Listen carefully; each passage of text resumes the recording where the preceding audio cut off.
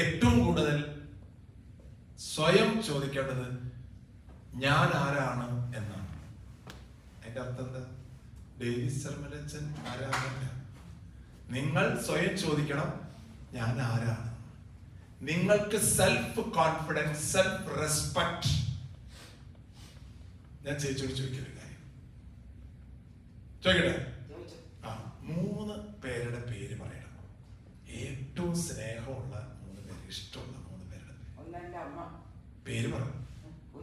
കുഞ്ഞാമ്മ. പേര് പറ. കുഞ്ഞാപ്പൻ. കുഞ്ഞാപ്പൻ. അപ്പൊ ഇയാളാരാ?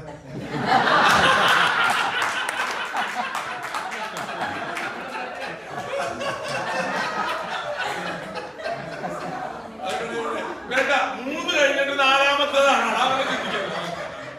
അതങ്ങനെ പറയാൻ പറ്റുള്ളൂ, അതങ്ങനെ പറയാൻ പറ്റുള്ളൂ. അപ്പൊ 3 പേര് പേര് പറഞ്ഞു. പക്ഷേ ചേച്ചിയുടെ പേര് മേരി. മേരി ഏറ്റവും ഇഷ്ടപ്പെടുന്ന ഒരാളുടെ പേര് മേരി പറഞ്ഞിട്ടില്ല. ഞാൻ തലേന്ന് അതെടുത്ത് എന്റെ കയ്യിൽ വെച്ചിട്ടുണ്ട്. എനിക്ക് ഏറ്റവും ഇഷ്ടമുള്ള ഒരാളുണ്ട്, ആളുടെ പേര് പറഞ്ഞിട്ടില്ല. മേരി.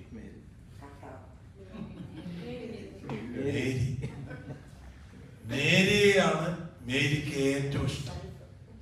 ആയിരിക്കണം. അതാണ് കർത്താവ് പറഞ്ഞത്, നീ നിന്നെ സ്നേഹിക്കുന്ന പോലെ നീ.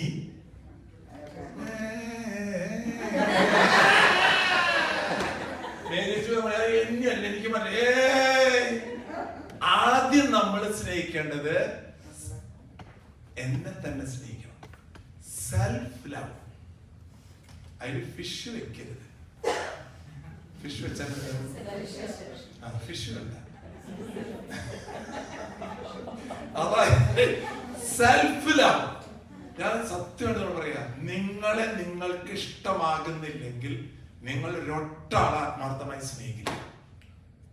നിങ്ങൾ കറുത്തതാകാം, വെളുത്തതാകാം, ഉയരണ്ടാവില്ല, വണ്ണണ്ടാവില്ല, ചിലപ്പോ പാടാനറിയില്ല, പഠിക്കാനറിയില്ല, ആ ജോലി ഉണ്ടാവില്ല, പലതരത്തിലുള്ള കുറവുകളുള്ളവരാണ് എല്ലാ മനുഷ്യരും. എവറി പേഴ്സൺ ഇംപെർഫെക്റ്റ് ആണ്. പെർഫെക്റ്റ് ആണോ? ആണോ? അല്ല. ആരും പെർഫെക്റ്റ് അല്ല, എല്ലാവരും ഇംപെർഫെക്റ്റ് ആണ്. ഒരിക്കലേ ഒരു ഗുരു 90 വയസ്സായി. അപ്പോ ശിഷ്യ ചോദിച്ചു, അല്ലയോ ഗുരു, നിങ്ങൾ എന്താ കല്യാണം കഴിക്കാൻ? അപ്പൊ ഗുരു പറഞ്ഞു, കല്യാണം കഴിക്കുന്ന ആഗ്രഹം ഉണ്ടായിരുന്നു. ഞാന് വളരെ എല്ലാം തികഞ്ഞ ഒരു പെണ്ണിനെ നോക്കി നടന്നിട്ട്. അപ്പൊ ചോദിച്ചു, ഇത്രയും പെണ്ണുങ്ങൾ ഈ ലോകത്തുണ്ടായിട്ട് ഇത്രയും നല്ല ഒരു പെണ്ണിനെ കിട്ടിയില്ലേ? അപ്പൊ ആ ഗുരു പറഞ്ഞു, അവസാനം ഞാൻ കണ്ടെത്തി, അമ്മ കെട്ടായിരുന്നില്ലേ? ഞാൻ ആ സ്ത്രീയോട് പറഞ്ഞു, ഞാൻ അന്വേഷിച്ച് നടക്കുകയായിരുന്നു, നിങ്ങളെയാണ് ഇപ്പൊ ഞാൻ കണ്ടെത്തിയത്, പെർഫെക്റ്റ് ലേഡി. അതുകൊണ്ട് നിങ്ങളെ എനിക്ക് കല്യാണം കഴിക്കണം. അങ്ങനെ ചോദിക്കില്ലേ? ഇങ്ങനെ എന്താണ് അങ്ങനെ പ്രപ്പോസല് ചോദിച്ചപ്പോ ആ സ്ത്രീ പറഞ്ഞു, ഞാൻ ഇതുപോലെ എല്ലാം തികഞ്ഞൊരു മനുഷ്യനെ തപ്പി നടക്കായിരുന്നു, ഇതുവരെ അത് കണ്ടെത്തിയിട്ടില്ല, അതുകൊണ്ട് ഐ കനോട്ട് ആക്സെപ്റ്റ്. ഇത്രയുള്ളൂ. അതായത് നമ്മൾ വിചാരിക്കും നമ്മളെല്ലാം തികഞ്ഞ ആൾക്കാർ, അത് ആദ്യം തന്നെ എടുത്ത് കളയുക. നമ്മളെ പെർഫെക്റ്റ് ആണെന്ന് പറയുന്ന ആൾക്കാർക്ക് ഒരിക്കലും മറ്റുള്ളവരുടെ കുറവുകളെ അംഗീകരിക്കാൻ പറ്റില്ല. എനിക്ക് കുറവുണ്ടെന്ന് മനസ്സിലാക്കിയാൽ മറ്റുള്ളവരുടെ കുറവും മനസ്സിലാക്കാൻ പറ്റും. അങ്ങനെ പറഞ്ഞാൽ പിന്നെ നിന്റെ അടുത്തേക്ക് ആരും വരില്ല. എനിക്ക് കുറവുകളുണ്ട് എന്ന് മനസ്സിലാക്കുമ്പോഴാണ് മറ്റുള്ള കുറവുകളുള്ളവരുടെ കൂടെ നിൽക്കാനായിട്ട് നമുക്ക് സാധിക്കുള്ളൂ. We are not perfect.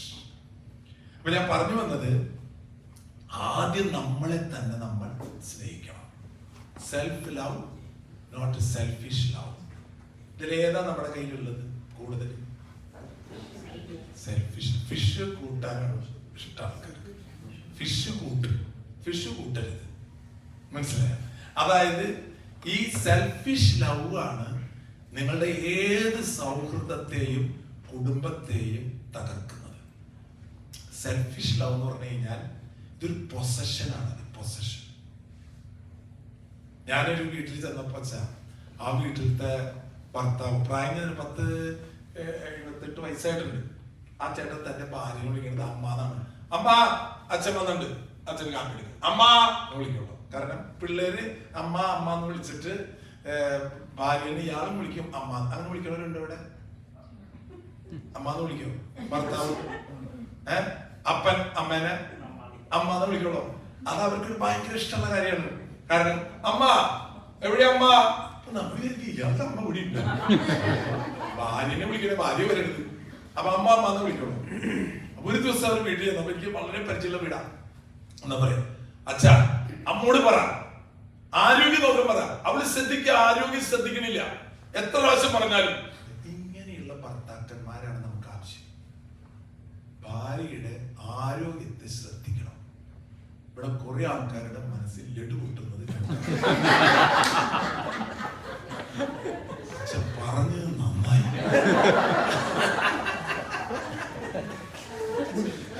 ഭാര്യയുടെ ആരോഗ്യത്തെ ഒന്ന് പറയച്ചോ അവളോട്, മര്യാദയ്ക്ക് ആരോഗ്യം ശ്രദ്ധിക്കാൻ. ഞാൻ പറഞ്ഞിട്ട് പൊന്നു ചേച്ചി, ഭാഗ്യം ചെന്ന സ്ത്രീയെ നിങ്ങൾ. ഇതുപോലെ ഭർത്താക്കന്മാരെ അപൂർവങ്ങളിൽ കാണാൻ പറ്റുള്ളൂ. എങ്ങനെയാ നിങ്ങൾക്ക് ഒരു ഭർത്താവിന് കിട്ടിയത്? ദൈവത്തോട് നന്ദി പറയണം. ശരിയല്ലേ ഞാൻ പറഞ്ഞത്?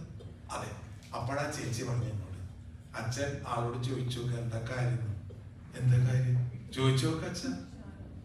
എന്താ ചെറിയ ചേട്ടാ എങ്ങനെ പറയണേ? എന്റെ അച്ഛൻ മനസ്സിലായില്ലേ? പ്രായം ചോദിക്കുമ്പോ എന്നെ നോക്കാനുള്ളതാണ്. അവൾ മര്യാദയ്ക്ക് ആരോഗ്യം നോക്കിയാണെങ്കിൽ എന്നെ ആരാ നോക്കുക?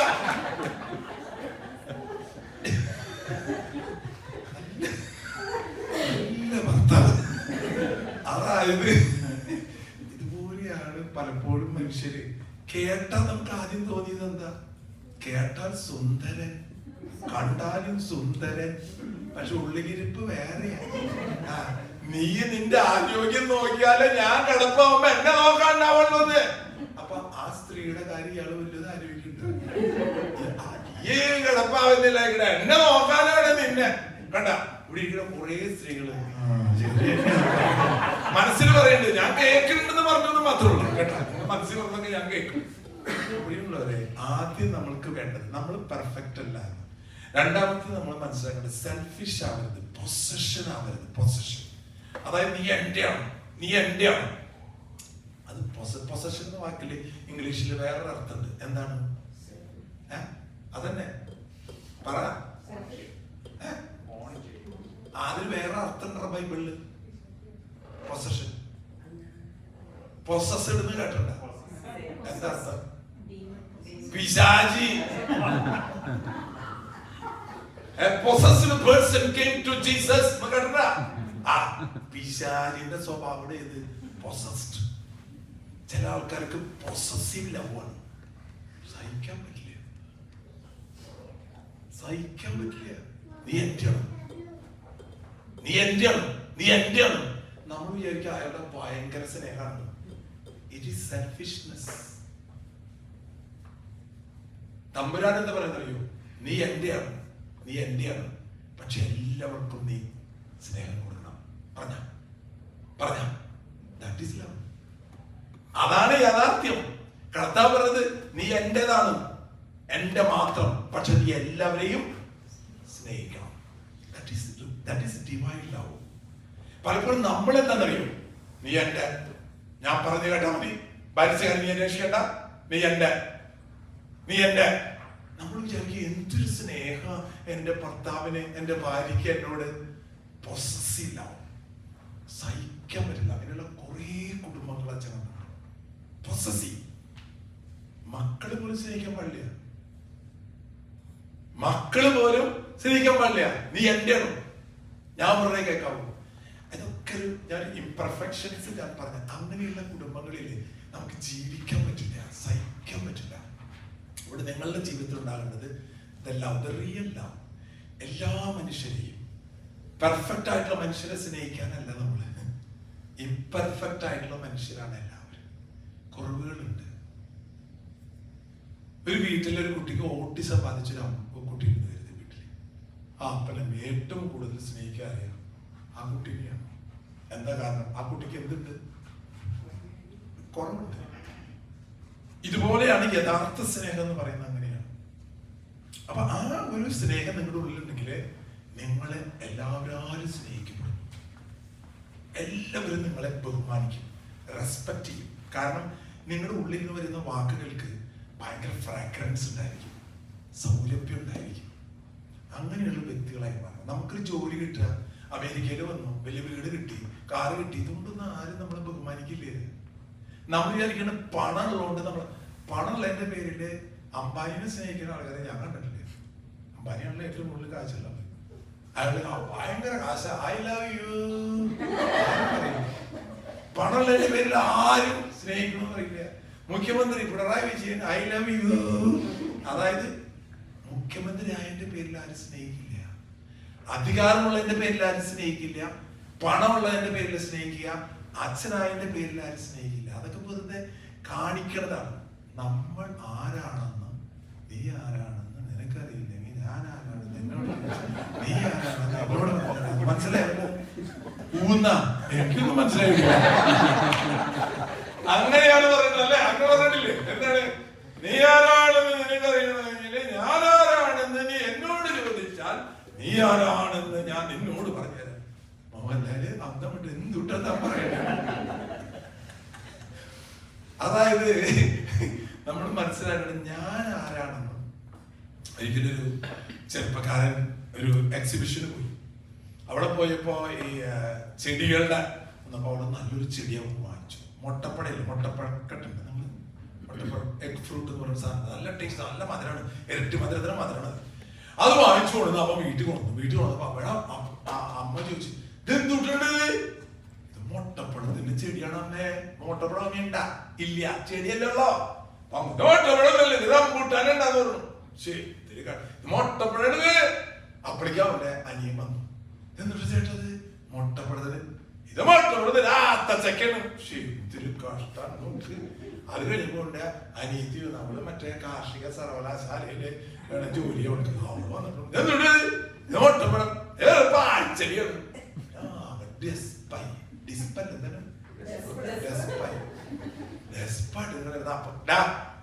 നിങ്ങള് മാറി ആ ചെക്കൊരു സാധനം കൊടുത്തു, അത് അവിടെ നട്ടോട്ടെ.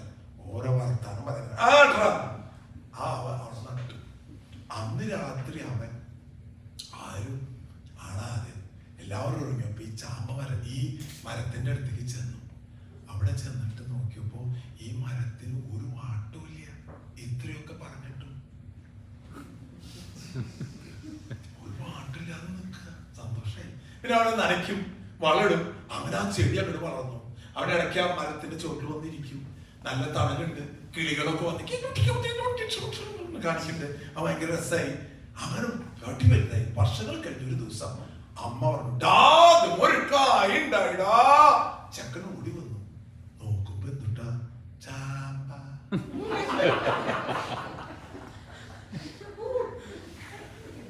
നിന്നെ കുറിച്ച് പറഞ്ഞു. അന്ന് രാത്രി അവൻ എല്ലാവരും ഇറങ്ങിയപ്പോ മരത്തിന്റെ അടുത്ത് പോയി. നിന്നെ കുറിച്ച് എന്തൊക്കെയാ ആൾക്കാർ പറയുണ്ടായിരുന്നു. ഞാൻ തന്നെ നിന്നെ കുറിച്ച് എന്ത് പറഞ്ഞു? എന്റെ അമ്മ, എന്റെ എന്തൊക്കെ. നിനക്ക് എന്നിട്ടൊരു വിഷമില്ലാല്ലേ? അപ്പോഴാണ് ചാമ്പമരം പറഞ്ഞത്, ഞാൻ ആരാണെന്ന് എനിക്കറിയാം. അതുകൊണ്ട് നീ ആരാ, നിങ്ങളൊക്കെ എന്തൊക്കെ പറഞ്ഞാലും ഞാൻ ആരാണെന്ന് എനിക്കറിയാം. ഞാൻ ആരാ? ചാമ്പ. നിങ്ങൾ മുട്ടപ്പഴാണെന്നോ റംബൂട്ടാനാണെന്നോ എന്തൊക്കെ പറഞ്ഞാലും ഞാൻ ആരാണെന്ന് എനിക്കറിയാം. ഇത് നിങ്ങൾക്കും അറിയണം. നിങ്ങൾ വെറുതെ അവര് പറയുമ്പോ അത്, ഇവര് പറയുമ്പോ ഇത് ഇല്ല. ഞാൻ ആരാണെന്ന് എനിക്കറിയാം. അതാണ് ആത്മബോധം എന്ന് പറയുന്ന സാധനം. ആത്മബോധം. എനിക്ക് കുറവുകളുണ്ട്, എനിക്ക് മറ്റെന്തുണ്ട്? കഴിവുകളുണ്ട്. രണ്ടും എനിക്കുണ്ട്. ഞാൻ ആരാണ്? എന്നെ കുറിച്ച് എനിക്ക് സാറ്റിസ്ഫാക്ഷൻ ഉണ്ടാകണം, മറ്റുള്ളവർക്കല്ല. എന്നെ കുറിച്ച് എനിക്ക് നമുക്ക് എല്ലാ കഴിവുകളും ഉണ്ടെന്നുള്ള സാറ്റിസ്ഫാക്ഷൻ അല്ല. ഞാൻ എന്താണോ വാട്ട് ഐ ആം എന്നതിലെ നമുക്ക് സംതൃപ്തി ഉണ്ടാകണം. ഒരിക്കലേ ഒരു വീട്ടിലേക്ക് ഒരു ഫോൺ കോൾ വന്നു. ഹലോ, ഇതേ ചേച്ചിയുടെ ഗാർഡൻ ട്രിം ചെയ്യാനും ഗാർഡൻ വർക്കിനും എനിക്കൊരു ജോലി തന്നാ കൊള്ളാം. അപ്പൊ ആ ചേച്ചി പറഞ്ഞു, ഞങ്ങൾക്കൊരു ഗാർഡനർ ഉണ്ട്, വേണ്ട.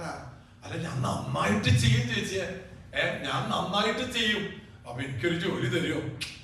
ഇടോ, ഇങ്ങൾക്കൂടെ ഒരു ഗാർഡൻ ഉണ്ടെന്ന് ആള് ബെസ്റ്റ് ആയിട്ട് ജോലി ചെയ്യും. അല്ല, ഞാൻ ഗാർഡൻ മാത്രല്ല വീടൊക്കെ അടിച്ചു വൃത്തിയാക്കി തരാം, പ്ലീസ് എനിക്കൊരു ജോലി. നിങ്ങളോട് പറഞ്ഞു മനസ്സിലായില്ലേ? 5 വർഷമായിട്ട് ഇവിടെ ഒരു ഗാർഡനർ ഉണ്ട്, വളരെ നന്നായിട്ട് ജോലി ചെയ്യുന്ന ഒരാള്. പിന്നെ എന്തിനാ ഞാൻ? അല്ല, എന്നാലും എനിക്കൊരു ജോലി തരാം. അപ്പൊ ഈ ബൂത്തിൽ ഫോൺ ചെയ്യുമ്പോ ബൂത്തിൽ ഇരിക്കണ ഇതൊക്കെ കേൾക്കണ്ടിട്ടാ. അപ്പൊ അത് ജോലി കിട്ടാൻ വേണ്ടിട്ട് കിടന്നിട്ട് എന്നാലും എനിക്കൊരു ജോലി ഇവിടെ വേണ്ട, ഇവിടെയുള്ള ആള് നന്നായി ചെയ്യണ്ട, പിന്നെ എന്തിനാ നിങ്ങൾ വേറൊരാള്? ഫോൺ വെച്ചപ്പോ ബൂത്തിലെ ആൾക്ക് ഇയാളോട് ചെറിയൊരു വിഷമം. ഡോ, ആ വിഷമിക്കണ്ട, എനിക്ക് ജോലിയല്ലേ, ഞാൻ തരാം. എനിക്ക് ജോലി വേണ്ട. ജോലി എന്ന് പറയണ്ടായിരുന്നില്ല. എനിക്ക് ജോലി വേണ്ട. അപ്പൊ താനെന്നിട്ട് ആ ചേച്ചിയോട് ജോലി ചോദിക്കണ്ടായിരുന്നു. എന്റെ പൊണ്ണ് ചേട്ടാ, അവരുടെ വീട്ടിൽ ജോലി ചെയ്യുന്ന ആളാണ് ഞാൻ. എനിക്ക് എന്റെ ജോലിയെ കുറിച്ച് അറിയാൻ വേണ്ടി ഞാൻ ചോദിച്ചത്. എനിക്ക് ഭയങ്കര സന്തോഷായി. കാരണം ഇവിടെ നല്ല ജോലിക്കാരനുണ്ടെന്ന്. നല്ല ജോലി നമുക്ക് നമ്മളെ കുറിച്ച് നമുക്ക് തന്നെ അഭിമാനം ഉണ്ടാകണം. നമുക്ക് മനസ്സിലായ? അല്ലാതെ അവര് പറയുമ്പോ അങ്ങനെ ഇവര് പറയുമ്പോ ഇങ്ങനെ, അതൊന്നും വേണ്ട.